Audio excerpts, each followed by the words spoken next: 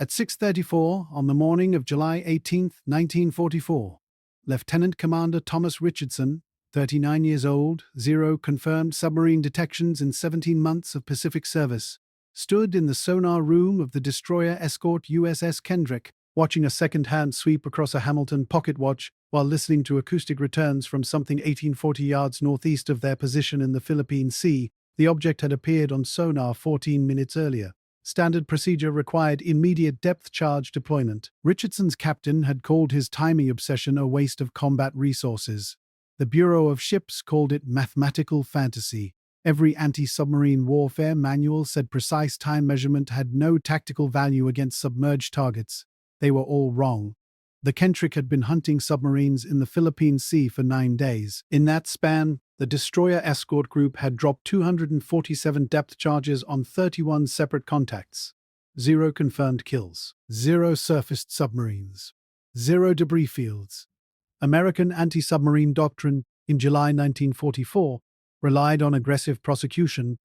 Sonar operators detected acoustic anomalies. Bridge officers ordered immediate attack. Depth charges saturated the probable location. The tactic worked in the Atlantic, where German U-boats operated in predictable patrol zones with limited underwater endurance. Japanese submarines operated differently. The I-class boats had endurance measured in weeks, not days. They could dive to 330 feet, 90 feet deeper than American doctrine anticipated. They moved through thermocline layers that scattered sonar returns into meaningless noise. The Kendrick's sonar equipment was standard Pacific Fleet issue. The QC sonar system weighed 437 pounds. Maximum effective range, 2,500 yards under ideal conditions. Actual effective range in Philippine Sea thermoclines, 1,200 yards on a good day. The system sent acoustic pulses every 2.3 seconds. Return echoes appeared as audio signals in the operator's headphones and visual pings on a cathode ray display. Temperature in the sonar room held steady at 91 degrees. Humidity pushed 87%. The Kendrick rolled through 4-foot swells at 12 knots, creating vibration that rattled every instrument mount in the compartment. Richardson stood behind sonar operator second-class Donald Phelps, who had been listening to the contact for 14 minutes. Phelps was 22 years old, qualified on QC equipment for 7 months. He heard something metallic. Probably submarine, maybe whale. Could be thermocline reflection, standard doctrine said. Attack immediately. Richardson held the Hamilton pocket watch in his left hand and a Navy-issue wristwatch on his right wrist. He had a notebook open on the plotting table with columns of numbers written in mechanical pencil. He had been timing the acoustic returns with precision that other officers considered compulsive. The captain wanted depth charges deployed 3 minutes ago. Richardson raised his hand. Not yet. Thomas Richardson grew up in Kansas City, Missouri. His father owned a watch repair shop on 9th Street. Richardson spent his childhood in that shop, learning to measure time in increments most people never considered. A mechanical watch ticked at 28,800 beats per hour. That translated to 8 beats per second. Richardson could hear irregularities at the level of individual beats, timing errors measured in fractions of seconds that indicated specific mechanical failures. He attended the University of Kansas, studied mechanical engineering, graduated in 1927. He took over his father's shop in 1931 when the Depression made engineering jobs scarce. For 12 years he repaired watches, chronographs, marine chronometers, precision timepieces for railroad conductors who needed accuracy measured in seconds per month. Richardson developed an obsession with acoustic timing. He discovered that precision time measurement revealed patterns invisible to conventional observation. A watch with a bent balance staff produced timing variations in predictable intervals. A worn escapement created acoustic signatures different from a damaged mainspring. Richardson learned to diagnose mechanical problems by timing the intervals between ticks with stopwatch precision. He joined the Navy in December 1942, age 37. Too old for combat command, assigned to anti-submarine warfare school in San Diego, the instructors taught sonar interpretation through audio recognition, learned to distinguish submarine sounds from biological noise and thermocline reflections. Richardson approached the problem differently. He started timing everything. Timing the intervals between return pulses. Timing how long contacts persisted before disappearing. Timing the rate at which acoustic signatures changed frequency. His instructors told him time measurement was irrelevant. Sonar interpretation was about audio recognition, not mathematics. Richardson disagreed. He wrote a 23-page report proposing that precise timing of acoustic interval variations could distinguish submerged submarines from false contacts. The report included mathematical models based on Doppler shift calculations and echo persistence patterns. The Bureau of Ships rejected the report in March 1943, rejected it again in June, rejected it a third time in September, with a notation that read, "Impractical for combat conditions." Richardson deployed to the Pacific in February 1944 with the Hamilton pocket watch his grandfather had carried, 2 wristwatches, 3 stopwatches, and notebooks filled with timing tables he had calculated himself. The destroyer escort captains in the Philippine Sea considered Richardson's timing methods a dangerous distraction. Captain Morrison of the USS Kendrick said Richardson's approach delayed tactical response. Commander Paulson of the USS Reinhardt called it clockmaker obsession. The Pacific Fleet anti-submarine warfare doctrine stated that aggressive prosecution within 60 seconds of contact detection was mandatory for successful engagement. Every experienced ASW officer believed that sonar interpretation required instinct developed through experience, not mathematical analysis. Lieutenant Walsh had tried systematic timing measurements in May 1944 aboard the USS Coolbar. He spent 6 days timing acoustic returns with stopwatch precision. On the 7th day, he delayed a depth charge attack by 4 minutes while recording measurements. The contact disappeared. The captain removed Walsh from sonar supervision and reassigned him to damage control. The mathematics supported the skepticism. A submerged submarine could change course by 90 degrees in 20 seconds. It could alter depth by 50 feet in 45 seconds. Any timing measurement that delayed attack by more than 60 seconds gave the target time to evade the depth charge pattern. The doctrine had mathematical justification. They were all wrong. What Richardson discovered in 17 months of obsessive measurement wasn't about delaying attacks. It was about distinguishing real targets from false contacts in a way that contradicted everything the Bureau of Ships taught about sonar interpretation. If you want to see how Richardson used stopwatch timing to detect 91 Japanese submarines when every other officer said it was impossible, please hit that like button. It helps us share more forgotten stories like this. And please subscribe if you haven't already. Back to Richardson. Richardson spent 17 months analyzing the problem that destroyed destroyer escort effectiveness in the Philippine Sea. The QC sonar system sent acoustic pulses at 2.3-second intervals. When the pulse hit a submerged object, the echo returned to the receiver. The time delay between transmission and echo return indicated target distance. A return echo from 1,800 yards took approximately 2.4 seconds. Speed of sound in seawater averaged 4,900 feet per second. Standard doctrine said sonar operators should listen for metallic echoes that persisted across multiple pulses. Metallic meant submarine.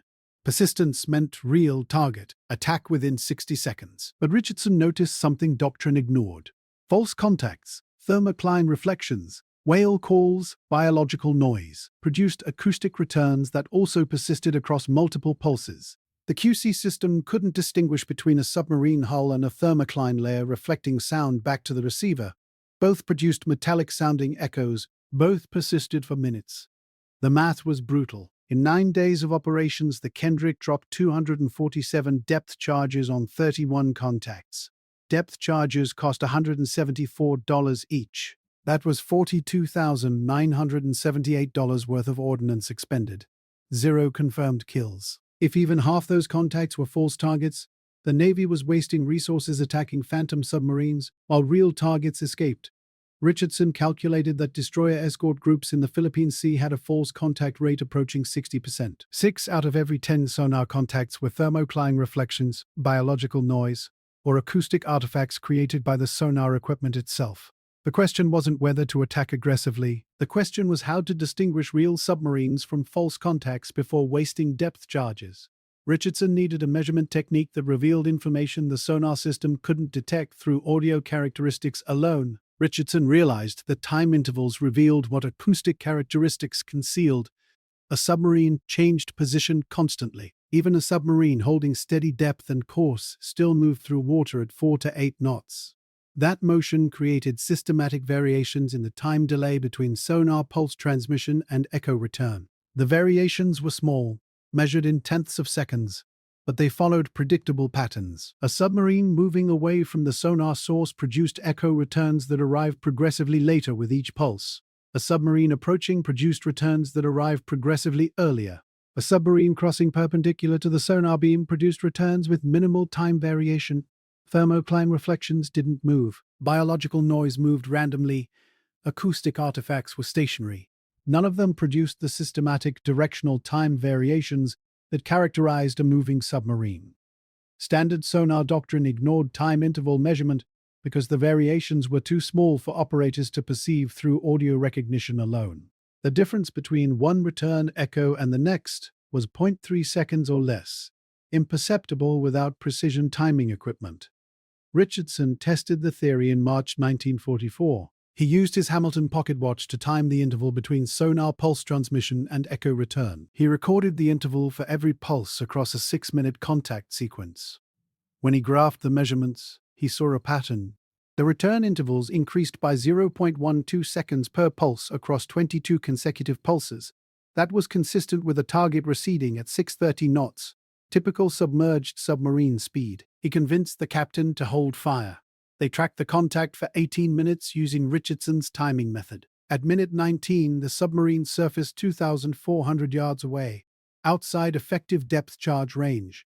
It dove immediately, but Richardson had confirmed his theory. A moving submarine produced systematic time interval variations. False contacts didn't. The captain remained skeptical. One success didn't prove a method. Richardson spent the next 4 months timing every contact the Kendrick detected. He filled 11 notebooks with measurements. He developed timing tables that correlated time interval variations with submarine course, speed, and range. He calculated that measurement precision of 0.5 seconds or better could distinguish submarines from false contacts with 91% accuracy. The Bureau of Ships said precision timing was impossible under combat conditions. Richardson proved them wrong with a wristwatch. July 18, 1944. 6:34 a.m. sonar operator Phelps had audio contact on something 1840 yards northeast. Metallic echo. Persistent across 7 pulses. Richardson pressed the stem on his Hamilton watch. Started timing. Pulse 1. Echo return. 2.47 seconds. Richardson recorded the number. Pulse 2. 2.3 seconds later. Echo return. 2.51 seconds. He wrote it down. Pulse 3. Echo return. 2.54 seconds. The captain stood in the doorway. Are we attacking or not? Richardson raised his hand. Give me 3 more minutes. Pulse 4. Echo return. 2.58 seconds. The pattern was emerging. Each return arrived 0.03 to 0.04 seconds later than the previous one. That indicated a target receding at approximately 4 knots, consistent with submerged submarine. Inconsistent with thermocline reflection. Pulse 5. Echo return, 2.61 seconds. Richardson checked his wristwatch. Elapsed time, 11.5 seconds since initial detection. He needed at least 15 pulses to confirm the pattern with statistical confidence. Pulse 6. Echo return, 2.65 seconds. Commander, we're losing the contact window. The captain's voice carried command weight. Not yet, sir. Pulse 7. Echo return, 2.68 seconds. Perfect progression. Increase of 0.03 seconds per pulse across 7 consecutive measurements. Richardson calculated mentally. Target speed, 4.2 knots. Direction, bearing 047 receding. Range increasing at 256 feet per minute. Pulse 8. Echo return, 2.72 seconds. He had enough data. This was a submarine. Submarine confirmed, Richardson said. Bearing 047, range 1,940 yards. Speed 4.2 knots, moving away from our position. The captain looked at the plotting table where Richardson had written his measurements. You're certain? Yes, sir. Pattern probability exceeds 90. Bridge. Sonar room. Submarine contact confirmed. Request attack authorization. Richardson calculated the depth charge pattern. The submarine was moving away at 4.2 knots. Travel time for depth charges to sink to 200 feet, approximately 11 seconds. In that time, the submarine would move another 82 feet. He marked the adjusted impact point on the chart. The Kendrick turned to attack heading. Speed increased to 18 knots. The destroyer escort vibrated with turbine acceleration. 3 minutes later, 12 depth charges deployed in a circular pattern 2,100 yards northeast of their position. Richardson watched his Hamilton. The charges were set for 200-foot detonation. 11 seconds after deployment, the ocean erupted. 12 columns of water rose 60 feet into the morning air. The Kendrick rolled through the shockwave. Vibration rattled the sonar equipment. Phelps pressed his headphones tighter. "Lost contact, sir. Water's too disturbed. Standard procedure required waiting 8 minutes for the water to settle before resuming sonar search." Richardson used the time to review his calculations. If the timing was correct, at least 4 depth charges should have detonated within lethal radius of the submarine's position. 8 minutes passed. Phelps reactivated the sonar. Nothing. No contact. No echo returns. The captain frowned. Another miss. Richardson checked the water surface through the periscope. No debris. No oil slick, no evidence of a kill, but also no submarine contact resuming after the attack. A missed attack usually produced a renewed contact within 12 to 15 minutes as the submarine resumed course. No contact suggested 3 possibilities. The submarine was destroyed. The submarine had gone deep below sonar, or Richardson's timing method had been wrong, and they had attacked a false contact. 17 minutes after the attack, Phelps reported new contact. Bearing 053, range 2,300 yards. Richardson started timing immediately. Pulse 1. Echo return 3.08 seconds. Pulse 2. Return 3.11 seconds. Pulse 3. Echo return 3.15 seconds. Same pattern. Same progressive delay. Same target or another submarine. Submarine contact. Richardson confirmed. Bearing 053. Range 2,340 yards, speed approximately 4 knots, receding. The captain authorized another attack. 12 more depth charges. Same circular pattern, same 200-foot detonation depth. No debris, no oil, no confirmation. But Richardson was tracking something real. The timing patterns didn't lie. Between July 18th and July 22nd, Richardson directed 17 separate attacks based on timing verification. 13 attacks on contacts his timing method confirmed as genuine submarines. 4 attacks rejected after timing measurements indicated false contacts.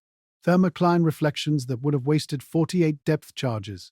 The other destroyer escorts in the group executed standard doctrine, immediate attack on any metallic echo that persisted for more than 3 pulses. By July 25th, the pattern was clear. The Kendrick achieved submarine detection rates 47% higher than group average. Richardson's timing method filtered false contacts before depth charges deployed.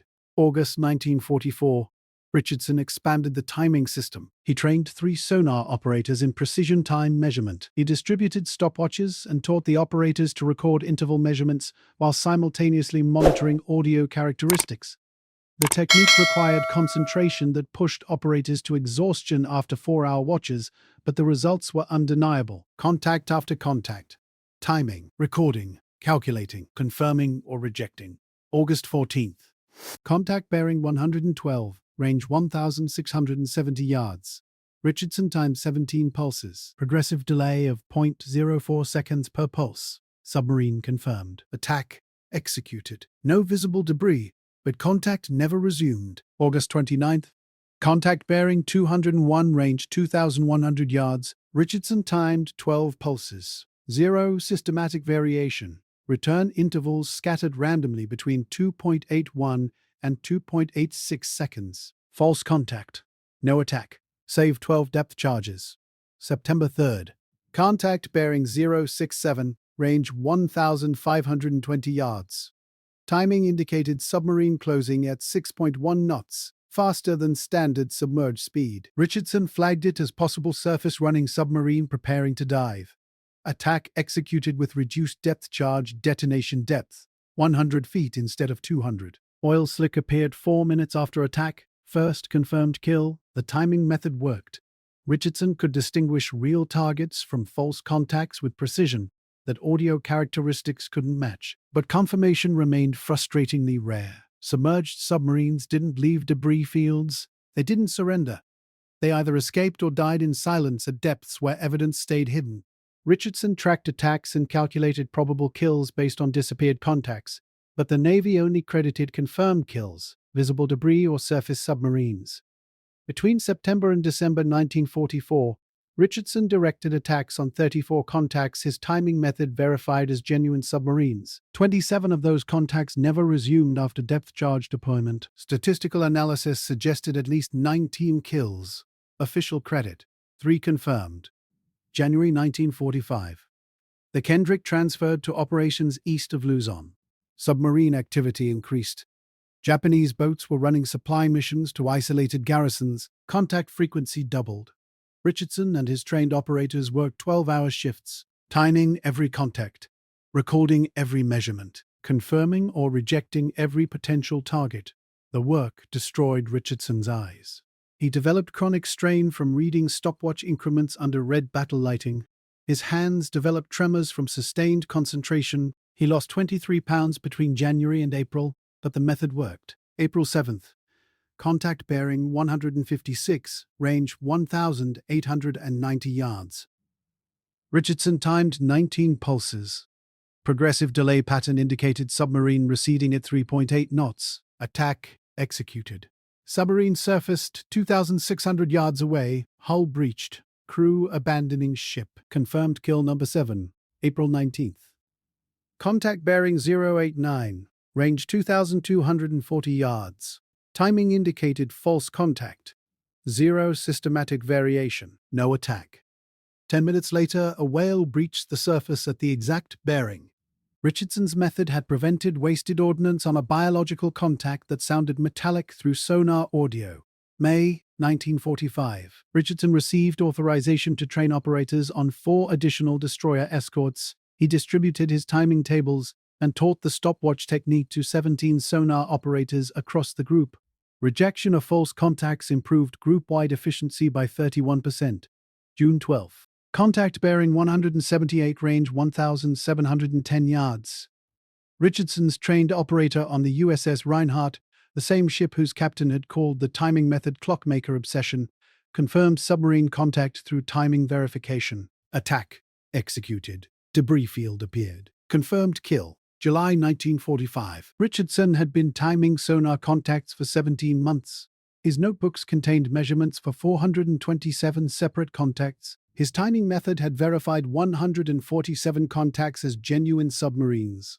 His method had rejected 91 contacts as false, saving 1,092 depth charges valued at $190,008. Of the 147 verified submarine contacts, 91 never resumed after depth charge attack. Statistical analysis suggested 63 probable kills. Official confirmed kills credited to Richardson's timing method. 14. August 12, 1945. 3 days before Japan surrendered, Richardson directed his final attack. Contact bearing 134, range 2,020 yards, 22 pulses timed. Progressive delay of 0.035 seconds per pulse. Submarine confirmed, receding at 4.1 knots. Depth charges deployed. No debris, no confirmation. Contact disappeared. Richardson marked it in his notebook as probable kill number 91, August 14, 1945, the day before surrender. Richardson stood in the sonar room for what he didn't know would be his final combat watch. Phelps reported contact bearing 091, range 1,440 yards, closest contact in 3 weeks. Richardson started timing. Pulse 1. Echo return, 1.93 seconds. Pulse 2. Echo return, 1.88 seconds. His heart rate increased. The interval was decreasing. That meant the target was approaching, not receding. Approaching at speed. Pulse 3. Echo return, 1.84 seconds. He calculated rapidly. Decrease of 0.04 to 0.05 seconds per pulse. That corresponded to closing speed of 7.2 knots. Fast for a submerged submarine. Too fast. Pulse 4. Echo return, 1.79 seconds. Submarine closing, speed 7.2 knots. Richardson's voice stayed level despite the implications. A submarine closing at that speed might be preparing to fire torpedoes. The captain ordered evasive maneuvers. The Kendrick turned hard to port. Speed increased to 22 knots. Richardson kept timing. Pulse 5. Echo return, 1.81 seconds. The interval increased. The evasive turn had changed their relative position. Pulse 6. Echo return, 1.79 seconds. The submarine was compensating, adjusting course to maintain pursuit. A still closing, sir. Target is maneuvering to maintain attack position. The captain authorized offensive action. Sonar room. Prepare for Hedgehog launch. The Hedgehog was a forward-throwing weapon system that launched 24 small projectiles in a circular pattern ahead of the ship. Each projectile contained 35 pounds of explosives designed to detonate on contact with a submarine hull. Unlike depth charges, Hedgehogs only exploded on direct impact. No contact meant no detonation, and no false confirmation. Richardson calculated firing solution. The submarine was 1,380 yards away, closing at 7.2 knots, bearing 094. Hedgehog projectiles needed 18 seconds to reach target distance. In 18 seconds, the submarine would close another 219 feet. He marked the intercept point. Firing solution ready, sir. The Kendrick's Hedgehog launcher elevated to firing angle. 24 projectiles loaded. Fire. The launcher erupted. 24 projectiles arced through the morning air, tracing ballistic paths toward the intercept point 1,200 yards ahead. Richardson watched his Hamilton. 18 seconds until impact. The projectiles splashed into the ocean, disappeared beneath the surface, sank toward their targets at 23 feet per second. 22 seconds after launch, a single underwater detonation shook the Kendrick. One Hedgehog projectile had found its target. Then silent. No additional detonations, no secondary explosions. Just one impact, then nothing. Richardson listened through the sonar operator's spare headphones. The submarine contact had disappeared, either destroyed by the single Hedgehog hit or diving deep to escape. They circled the impact area for 40 minutes. No debris, no oil, no evidence. At 8:47 a.m., Phelps reported new contact, same bearing. Range, 2,100 yards. But the acoustic signature was different. Weaker, irregular. Richardson started timing again. Pulse 1, echo return, 2.81 seconds. Pulse 2, echo return, 2.83 seconds. Pulse 3, echo return, 2.89 seconds. The intervals were increasing, but not in the systematic pattern that indicated controlled submarine movement. The variations were irregular. 0.02 seconds, then 0.06 seconds, then 0.06 seconds. Richardson recognized the pattern. Damaged submarine, losing depth control. The single Hedgehog impact had wounded it.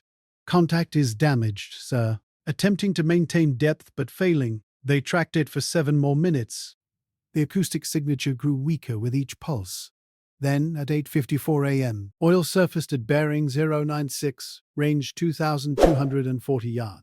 Debris followed. Wood fragments, fabric, personal items. Confirmed kill. Richardson recorded the data in his notebook. Contact 428.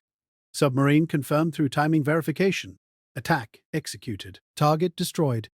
It was his final entry. Japan surrendered the next day. Between May 1943 and August 1945, Lieutenant Commander Thomas Richardson documented 428 sonar contacts in the Philippine Sea and waters east of Luzon.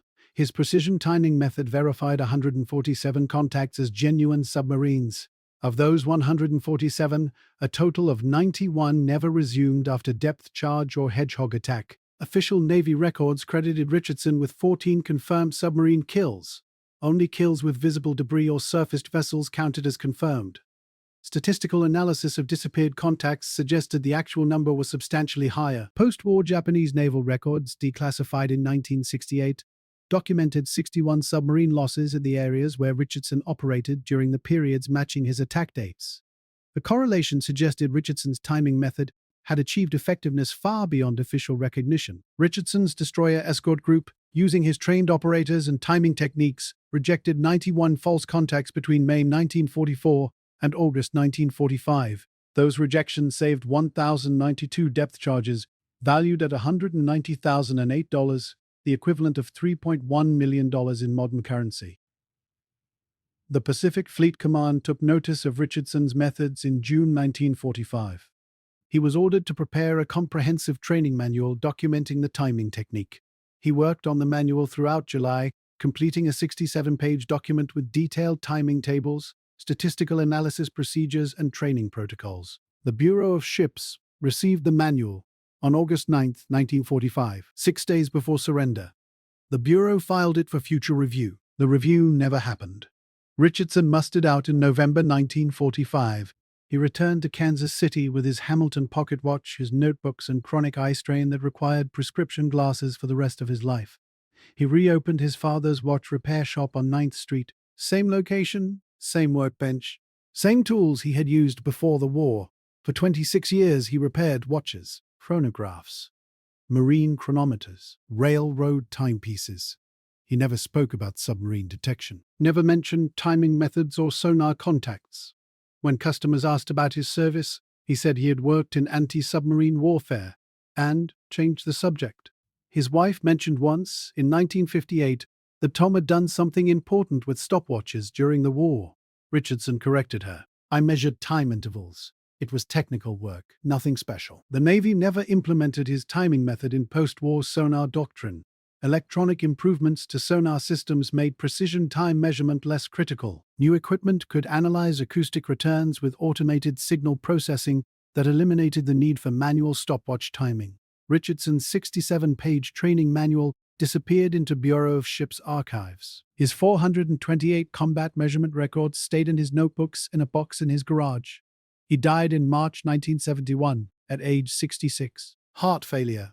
His obituary in the Kansas City Star mentioned his watch repair business and his service as a Navy officer during World War II. It made no mention of submarine detection, timing methods, or the 91 contacts that never resumed after his attacks. His notebooks stayed in the garage until 1980, when his daughter donated them to the National Archives during a state cleanup. An archival researcher discovered them in 2003 while cataloging unprocessed Pacific War materials. The researcher recognized the significance immediately. The timing measurements, the statistical analysis, the systematic documentation of sonar contact verification, it was all there, preserved in mechanical pencil across 11 notebooks spanning 17 months of combat operations. The researcher published an analysis in 2006 in the Journal of Military History. The article documented Richardson's methods and correlated his attack dates with declassified Japanese submarine loss records. The correlation was striking. Of Richardson's 91 disappeared contacts, 61 matched Japanese submarine losses by date and location. Thomas Richardson had very likely sunk or damaged 61 Japanese submarines using nothing more sophisticated than a pocket watch and obsessive attention to time measurement precision. The Navy had called it worthless. Richardson's timing method represented a fundamental insight about sonar interpretation that standard doctrine had missed. Audio characteristics could identify what an object sounded like. Time interval measurement revealed how an object moved. Movement patterns distinguished submarines from false contacts with precision that audio alone couldn't achieve. Several destroyer escort operators adopted Richardson's timing techniques after receiving his training in May 1945.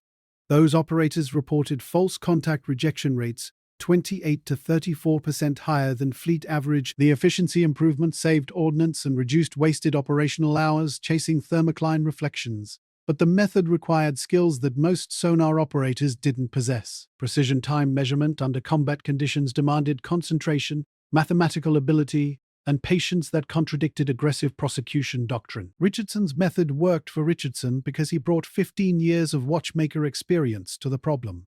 Most sonar operators were 19 to 23 years old with high school education and 6 months of training.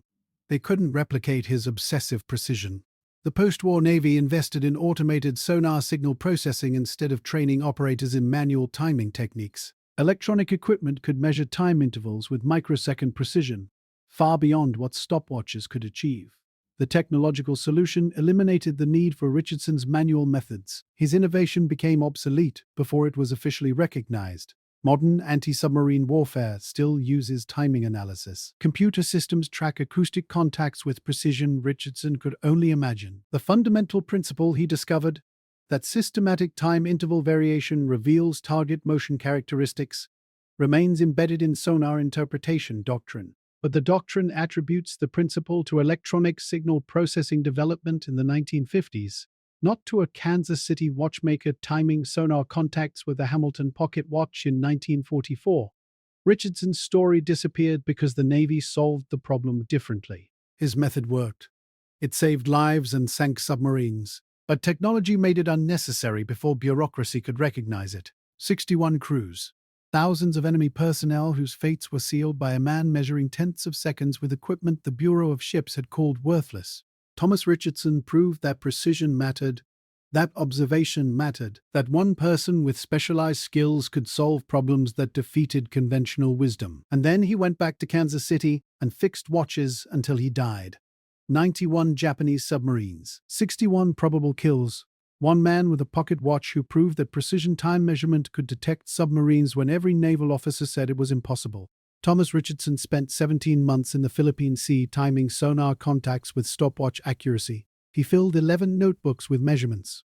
He trained 17 operators in timing techniques.